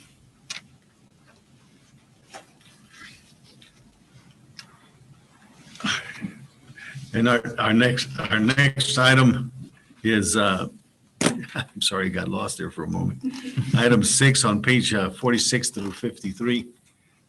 The director's report. So this report wanted to share with you that we are on our 8th month of operation for year 2. And so in regards to our funding, it remains the same. There have been no changes other than the duration facility projects funding that was released that I shared with you last month.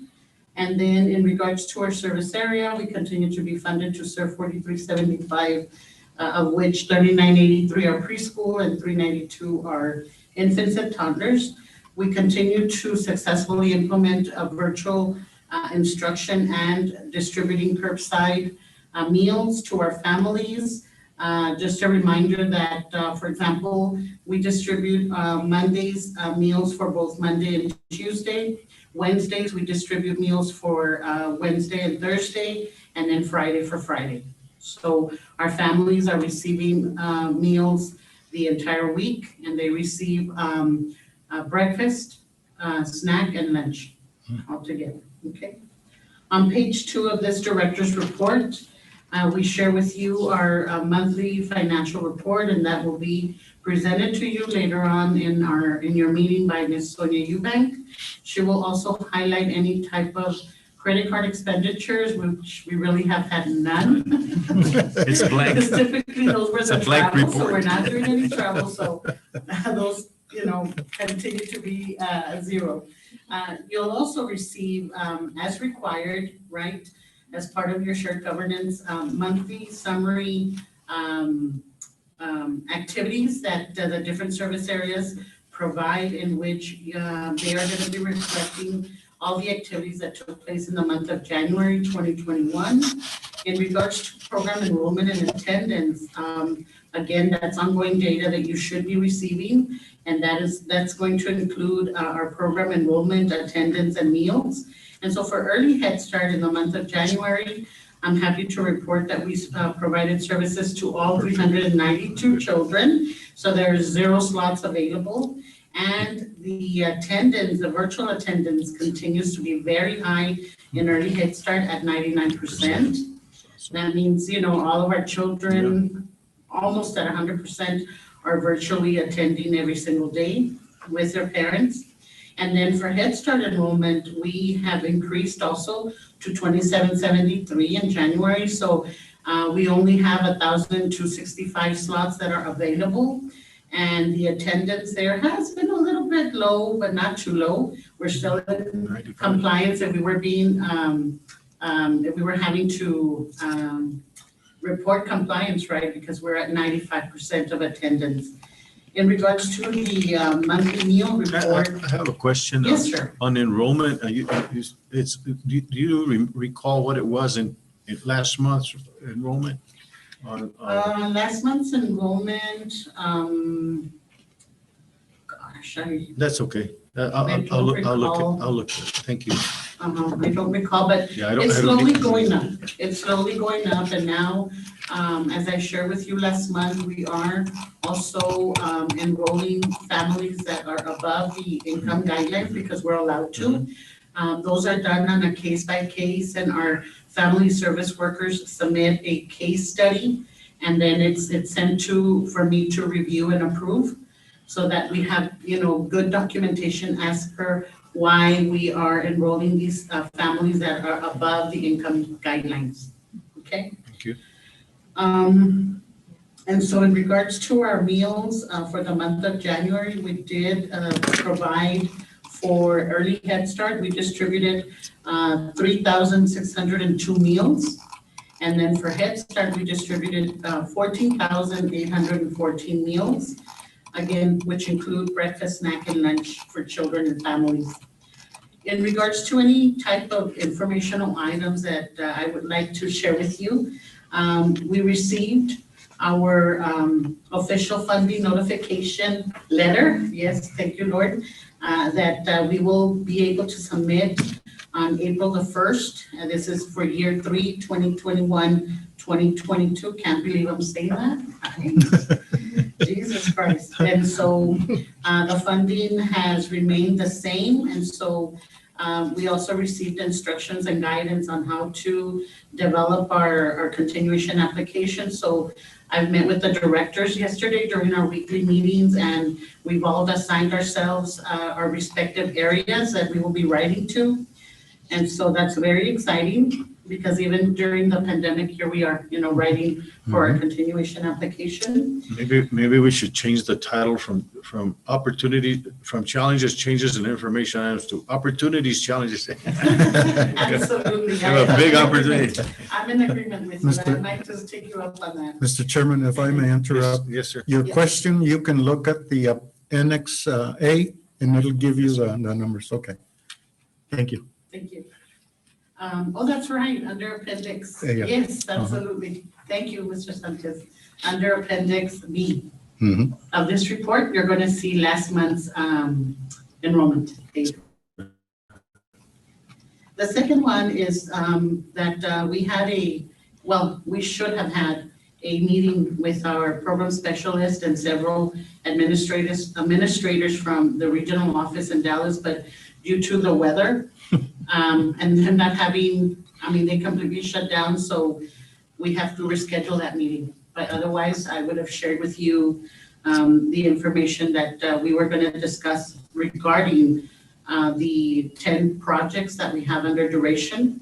And so we were really anticipating to have that meeting, but it's been postponed. So I'll let you know in our next meeting how that meeting turned out. And then I'm also very excited to share with you that, again, nothing stops us there at Head Start. We kicked off our virtual parent literacy sessions virtually on January the 29th. Our staff are just, looking for ways for us to just succeed and adhere to our performance standards in regards to parental involvement and engagement. And so the literacy sessions are being held twice a week, Mondays and Fridays, and they have it's available 3 times during the day, so the parents can choose which one they log into, either in the morning, mid-afternoon, or late afternoon. And they can also select their language preference, either English or Spanish. And Ms. Aurora Dyer, along with a group of retired educators, form part of her team. And so, our parents just have blasted the chats with such positive feedback. Yes, thank you so much. On how excited they are because, she brings characters to read to the children, to role model for the parents, especially during this, time. And so she does it in a very fun way that parents truly are enjoying. This will conclude the director's report for January. Unless you have any questions, I'm happy to entertain them. Board members, any other questions that you may have regarding the Head Start report? Just a quick comment. Yes, sir. Just thank you to you, your team. I know that it's trying times for everybody, but you guys haven't missed a beat. And so I appreciate the hard work, and I know that I don't get to tell them. I get to tell you, but I don't get to tell them. So please make sure you let them know that we appreciate and we do notice what they do. And I get to tell them us on your behalf all the time. All right, thank you. Thank you. That brings us to the finance report on page, memorandums on page 54. Ms. Eubank. Good afternoon, members of the board. We are reporting on our 5th month of operations through January 31st. And so on page 55 of your board agenda, you all received the finance report. And for total revenues, we have collected $4.7 million. Compared to budget, we should be at approximately 4.2, giving us a positive variance of $467,000. So we have collected more than anticipated. For total expenditures, we are at 3.3. We should be at 4.3. We have a positive variance. We've expended more than we projected by close to $1 million. For net change in fund balance operations, this is before construction. We have generated $1.3 million that went into our fund balance. And then with construction of the Nature Sim, we have expended approximately $490,000, leaving us with a net change balance of $878,000. And then when you add last year's fund balance, we currently have $9.8 million in fund balance for our general operations. Next report. Our next report, of course, is our same report. However, this one highlights by function where we're designating most of our funds right now, and professional development, which is function 13, and administrative costs, 41, function 41, are our highest cost as of right now. When you look at the last column where you see a variance column, it's not highlighted, but You see how they're all positive numbers in the expenditure. That's a good thing because that's what TA looks at, make sure that we don't have any shortfalls. So that's why you all see those budget change requests that come to the board, because by function, we have to make sure we keep up with those. The next report. Our next report is an overall expenditure report of our Region 19 Conference Center and parking garage. So we have 36.9 million in revenue sources, but we've expended 13 million, close to 250,000, 13,250,000, leaving us with $23.7 million in available funds. Of course, for this current fiscal year, we have expended $5.1 million in construction costs. We do have one more that will be paid in February of close over $2 million in cost. Our next report is our Head Start, the extended grant, the construction one. And so we have expended 38.9 million and we've collected 38.7 million. So we're due approximately $222,000. We have obligated close to 3.6. So we have an additional 7 million pending obligation for this. Our next report is our fiscal year 2021 Head Start grant. For this grant, we have collected 21 million of the overall funding, and we have expended 24.2. We have used some of our fund balance to cover the some of these costs, and we are due approximately $3.2 million that as of today, we have already collected on these funds. We have encumbered 12.4 million, and so we have about 10.5 million to obligate, which are the funds that Ms. Rodriguez mentioned that she is reallocating, so that we can obligate some of those funds towards our current project, our Nature's. Our next report is an overall picture of our governmental funds. We've covered general fund, we've covered Head Start, capital projects, and other funds is all of our other grants. As of today, 3.1 million has been collected. We have expended 4.1, and we are due about $1 million in these grant funds. Next report. Our next report is what we call our proprietary funds, which is our business activity funds, the services that we provide to external customers, and then our internal service funds, which are funds that are internally used to cover cost.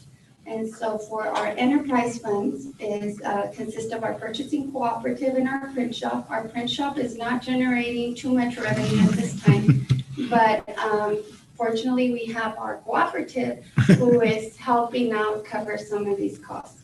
So for our revenues for enterprise funds is 1.6 million. I'd like to highlight that we did receive a big check of over $400,000 this past month from one of our vendors that owed us retroactive funds. Awesome. And so Good. our Good collections department, kudos to them. Yes. And to Ms. Hernandez, who they're on top of our vendors who are delinquent, and they're very polite and giving them a reminder. And we were finally able to collect on these funds for a couple of years. Good job. Wow. Operating expenditures, $410,000, and we have a net income of 1.2 million. That increases our fund balance to 3.5 million into our enterprise funds. So kudos to them, congratulations. Big time kudos. For our internal service Over funds. $400,000. Yes. For our internal service funds, we collected $579,000. Operating expenditures, $694,000. A net loss of about 100 and close to 150,000. Of course, some of this is due to prepaid, but we also have a loss in rental revenue for our facilities because we're not having sessions here. So our fund balance for this is 2.5 million in fund balance for internal service funds. Following, you have the credit card activity reports, like Mr. Soto mentioned, they're zero, except for one credit card where we do use to register participants. They're not all related to Head Start, they're in-house, but we are reporting so the board can see what activities is going on. And then other reports that detail more of what makes up internal service funds and breaks down school zone and cyber cafe. And of course, cyber cafe is closed, so we have nothing there. It's really cyber. Yes, really cyber. And so this concludes our finance report. Are there any questions? Any questions from the board regarding the financial report? I guess nothing but applause, and especially the 400K that just came in that was due, and thanks to all the staff that had to stay with it politely, as you mentioned, continue to remind folks that you owe the Education Service Center Region 19 $400,000. That's pretty good. She Thank you. politely twisted the arm of this person. Very good. Well, if you want to remain on the list, right, you got to pay if you want. That's exactly what happens, right? You go off the list, you don't get to. Edgar is upset at you. Blame it on Edgar, right? Thank you very much. Thank you. Appreciate it. Thank you, sir. So that brings To us. the dance, you gotta pay the fiddler. That brings us to the action items. We are on item I8, consideration and possible approval for ESC Region 19 to delete inventory costing $5,000 or greater as scrap. I remind everyone who is within the sound of my voice that the board has had an entire week to review these items. Any discussion? Do I hear a motion? Move to approve. I have a motion by Fred Joe Sanchez. Limon, second.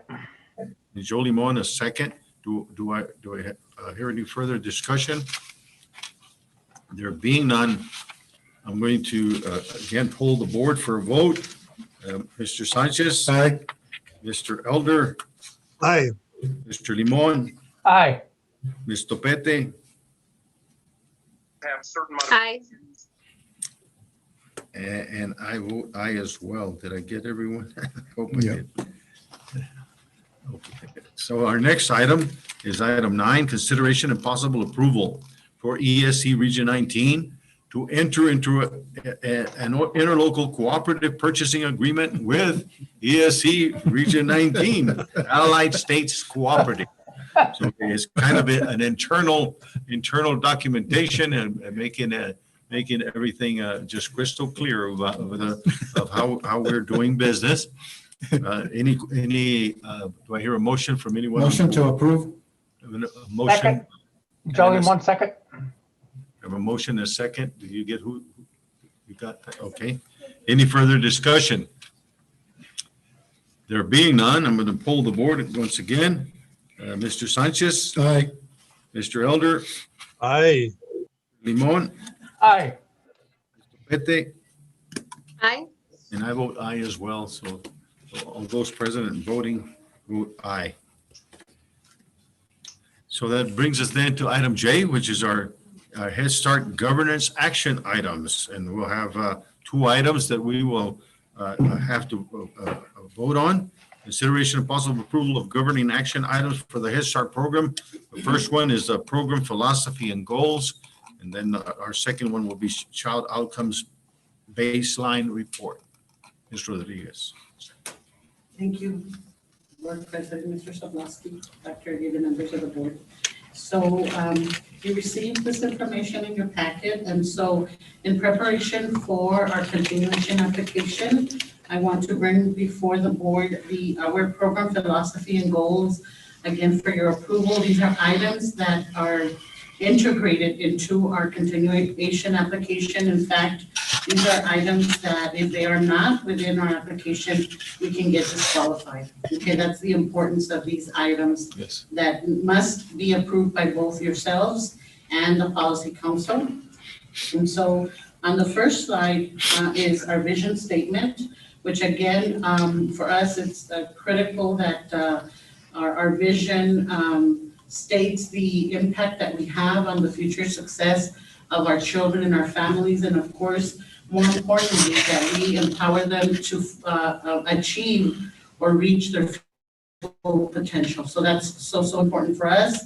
And so we will continue. As you recall, our vision statement was revised when we started our second 5 years, which happened 2 years ago. And we took our staff who gave us feedback on changing our previous mission to what this one reads today.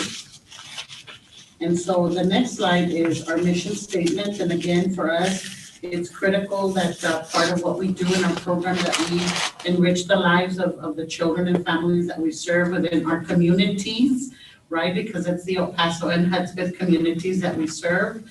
And of course, making sure that we're always providing high quality, comprehensive services, which really is the holistic approach of making sure that children are not just academically ready and developed, but that we have all these other areas such as their health, nutrition, that help us ensure that they grow as a whole child, to include the family, and that we do so through our early childhood program, right? And that, which again emphasizes on making sure children are school ready, and that we also focus on the well-being of our families that are part of our program. In regards to our goals, we developed and revised to having 6 very important goals. And what I really liked about the work that was done 2 years ago is that we really looked at who we serve and really took these goals to meet the needs of those that we serve, those that serve those that we serve, and our systems, right? We all are so important. And so for the first goal, for example, it's about the child. It's about making sure that through the work that we do, we're advancing the development, growth and learning of our children 0 to 4, because that's who we serve in regards to children.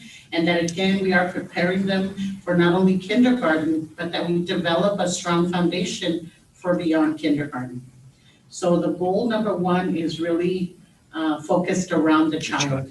The second goal is focused around the family, because, we know that Head Start, the success of Head Start is because we involve the family. It's because we believe that the child's first teacher is the parent. And so we know that if we are strengthening their skills and empowering them, then there's more, a lot more chances that the child is going to be very successful. And so again, building capacity and engaging them to help them support their child's development, but also to ensure that we establish a family that is strong, that we focus on goals that the family, the parents might have for themselves, so that we can help them, again, grow within their family, but also as contributors to our community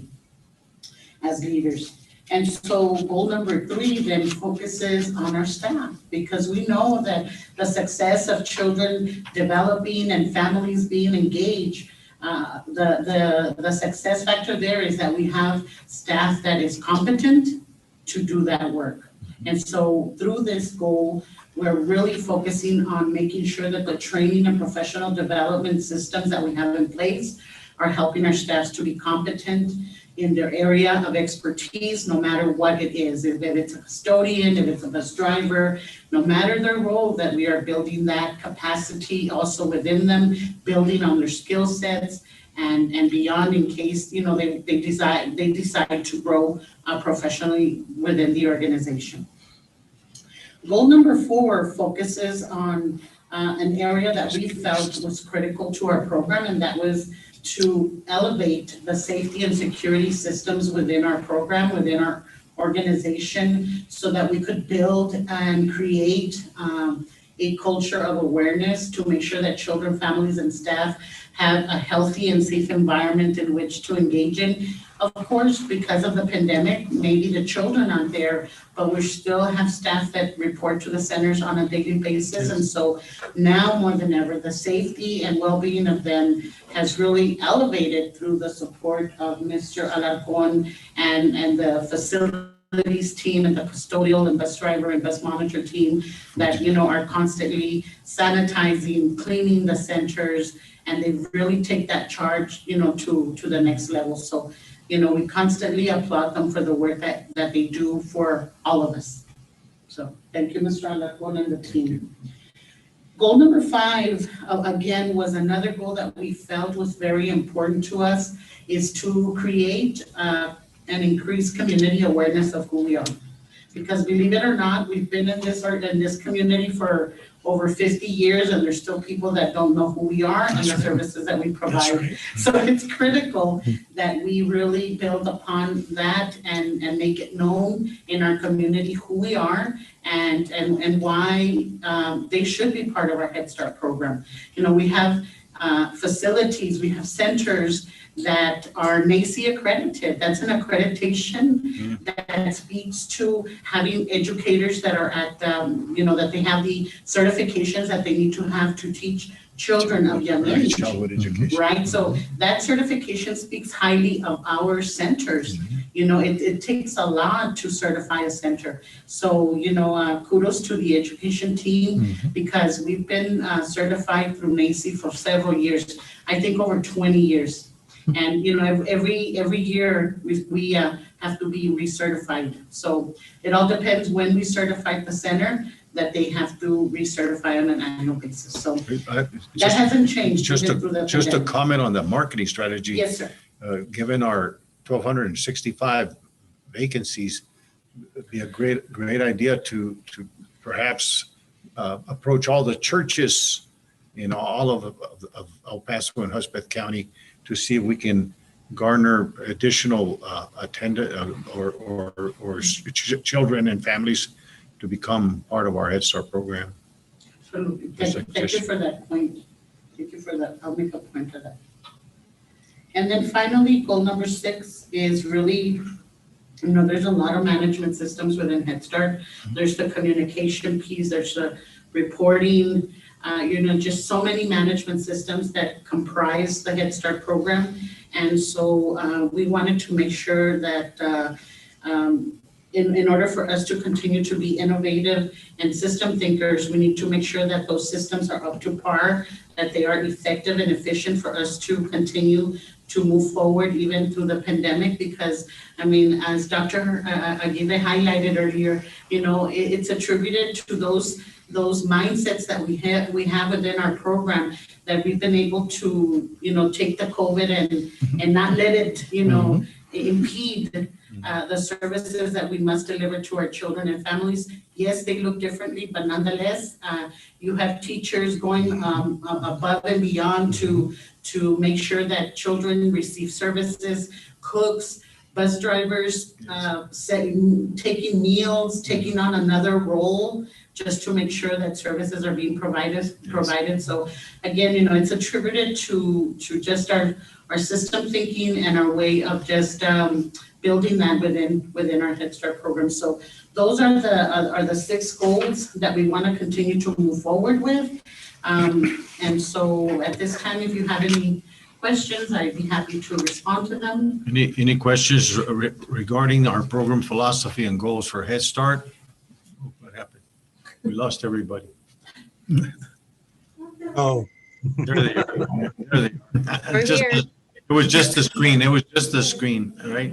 We can hear you. So we have a motion. We have a motion from Fred Sanchez to approve. Do I hear a second? Jolie, 1 second. Jolie Mon seconds. Is there any further discussion?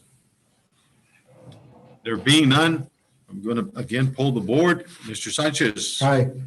Mr. Elder. Aye. Mr. Limon. Aye. Mr. Pete. Aye. And I vote aye as well. So it's unanimous of those here present and voting. And so we move on to Child Outcomes Baseline Report. Ms. Thank Rodriguez. you. Thank you, Board President, Mr. Sobolewski. So you received the full report for the baseline data on the assessments, because then again, kudos to our education department led by Ramona Hoffman. And so again, we worked with the vendor for the assessment tools that were converted into online web-based assessments so that our teachers could virtually implement assessments with children with the support of our parents. Yes, I must of tell you course. that this was a huge endeavor in Yes. teachers working directly with our parents Yes. to conduct the assessment of our children, which was the beginning assessment. As we speak, our data management and evaluation team led by Dr. Martinez is currently taking the data, aggregating it for the midpoint assessment that was conducted. And so that's where we are now. But again, very briefly, you know, our children are assessed in 6 school readiness goals, one of them being social emotional competencies, cognitive, physical development, language knowledge and skills, literacy knowledge and skills, and learning approaches for their development according to the age appropriateness. And so again, very quickly, just wanted to highlight that in regards to our infants and toddlers, of the 6 goals, we have 4 of them that were at low and average mean scores, which was below the 50. We had 4 of them which were language development, literacy development, approaches to learning, cognitive development that were at 41. We had social emotional at 43, and physical development, which is critical at this age for infants and toddlers, was at 51. So again, this is what's important for us to know about the baseline data, as you might already know, is that this is what the teachers take to develop instruction, to meet the needs of children individually and then collectively as a classroom, right? Because we not only provide virtual one-on-one sessions, we also do virtual classroom sessions that the teachers provide to our students. And then that was our infants and toddlers. And for our preschoolers, they were below, we had also low and below average mean scores. We had approaches to learning, literacy development, and cognitive development in the 20s. We had language development around 34%, physical development 36%, and then I think very important because, you know, when you work with young children, social emotional is so critical for, you know, at this age level. And so I'm proud to say that they came in at 40% as part of their baseline. Wow. So, you know, that's important for us in this area. And then very quickly, in regards to the pre-IPT oral baseline results, of course, those are only done for the preschool children.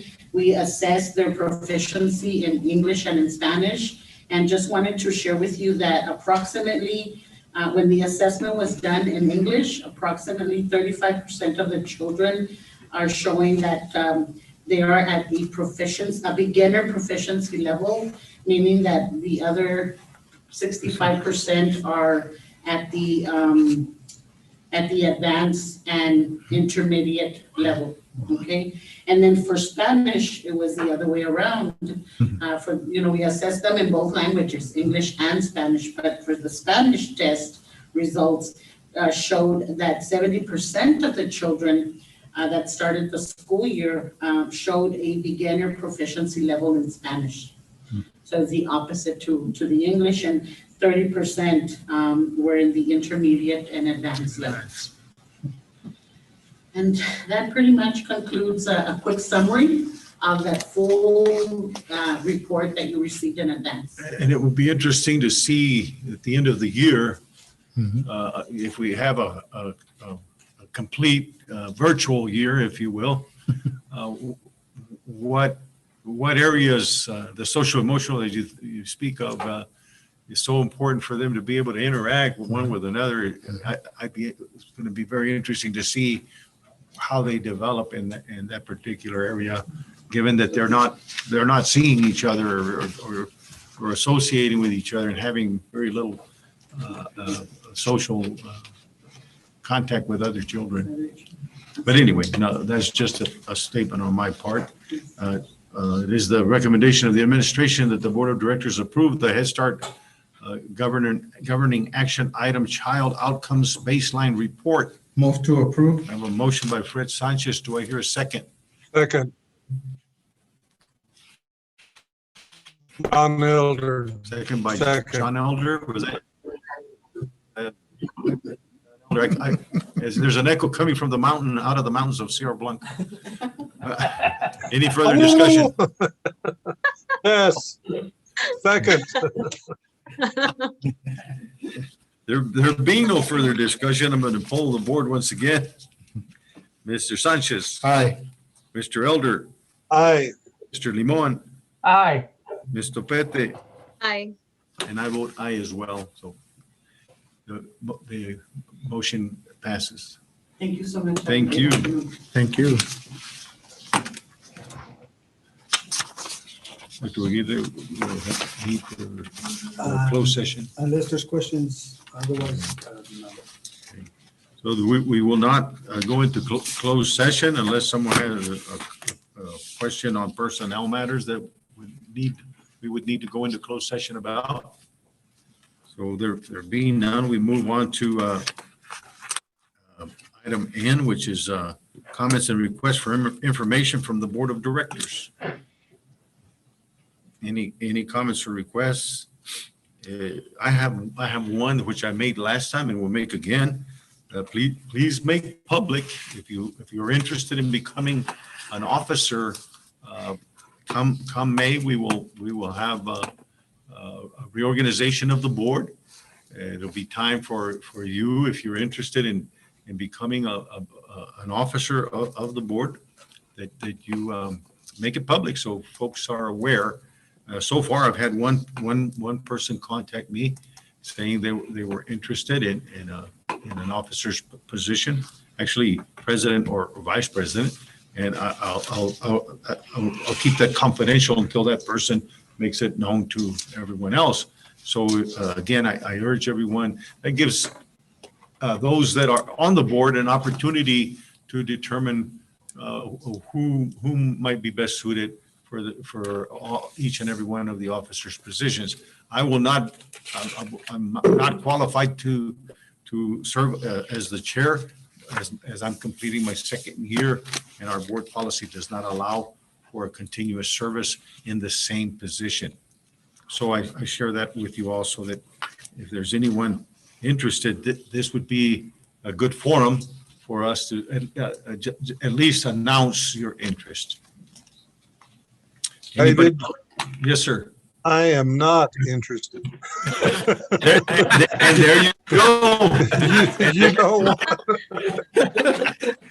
John, I haven't made your nomination yet. Well, wait up. No. There you go. That way, folks don't get. You don't need me. Right. Serving as an officer. You all have heard John's interest in serving as a member of the board, but not as an officer of the board in our reorganization in May. So thank you for sharing. Loud and clear. Mr. Elder. Anyone else? Anyone else have any other requests for information from? Mr. Chairman, this is Jolie Mont. Yes, sir. I would like to know Yes. on a recurring basis how our districts and our schools are doing in terms of attendance. What percentage of students are actually showing up to the campuses? And if that is being maintained at a level, or is it going up or down? And we'll make a brief statement today, but we might have to bring more of a report. Yes, no, I was just gonna say that we will bring that as a report, part of the executive director report. Can I make a report? Another one. Another one. Yes, sir. I have a junior at Franklin and a sophomore at Franklin. And they went on Monday and Tuesday. There were 3 classes where they were the only students in class Wow. at Franklin High School. Wow, thank you for sharing. And but if there's not anyone else, I'd like to say one other thing for information. I would like to see where we are in the Head Start program, where those 1265 vacancies are. You know, that hopefully they're not, you know, in an isolated, you know, area, so we could target it, but I'm sure they're probably spread throughout, but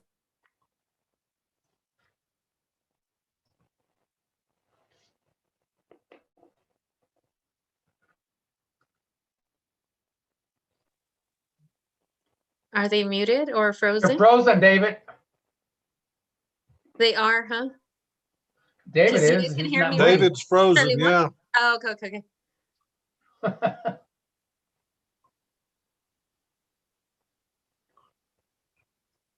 so there's no further business, then our meeting stands adjourned at 5:05 PM. Why? Thank you all. Thank you all for attending. It's great seeing you all. God bless everyone. Bye.